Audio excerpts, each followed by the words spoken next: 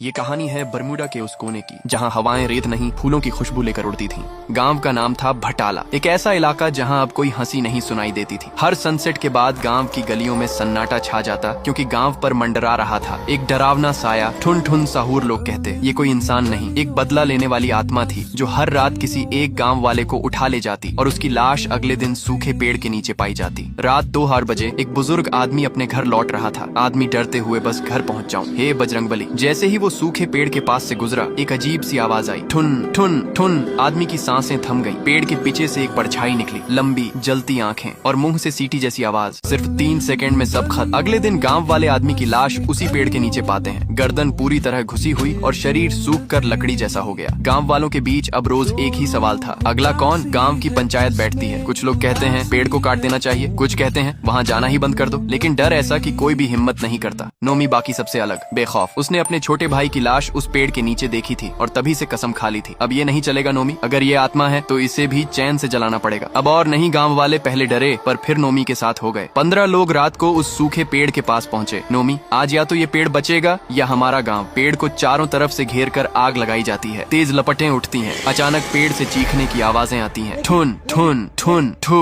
आवाजें धीरे धीरे धीमी होने लगती हैं और सब सोचते हैं अब खतरा टल गया। अगली सुबह गांव में बड़ा जश्न होता है। सबको लगता है आत्मा मर चुकी है, लेकिन ठीक दोपहर में गांव की चौकीदार सकूरा दौड़ती हुई आती है। सकूरा घबराई हुई, नोमी, गांव के बीचों बीच फिर से एक लाश मिली है, बिना खून, बिना निशान, और उस लाश की उंगलियां लकड़ी जैसी हैं। नोमी वहीं पहुंचता है। लाश उसी 8 साल के बच्चे की है जो कल जलते पेड़ के पास खड़ा था। नोमी, ये कैसे हो सकता है? पेड़ तो जल गया, आत्मा तो खत्म हो गई थी। रात को नोमी अपने घर में अकेला है। कमरे की खिड़की से वही आवाज आती है, ठुन ठुन ठुन। नोमी बाहर झांकता है, कोई नहीं है, लेकिन जब वो मुड़ता है, उसका छोटा भाई जिसकी मौत हो चुकी थी उसके सामने खड़ा है। भाई धीरे से, भैया आपने मुझे क्यों जलाया? नोमी चीख पड़ता है, कहानी खत्म नहीं हुई। वो आत्मा अब पेड़ से निकलकर इंसानों में आ चुकी है। अब हर घर, हर गली, हर बच्चा एक रहस्य बन चुका है। नोमी के सामने अब एक ही रास्ता है, इस आत्मा की असल कहानी को जानना, लेकिन उसके पास ज्यादा वक्त नहीं है। पार्ट 2 के लिए कमेंट करो।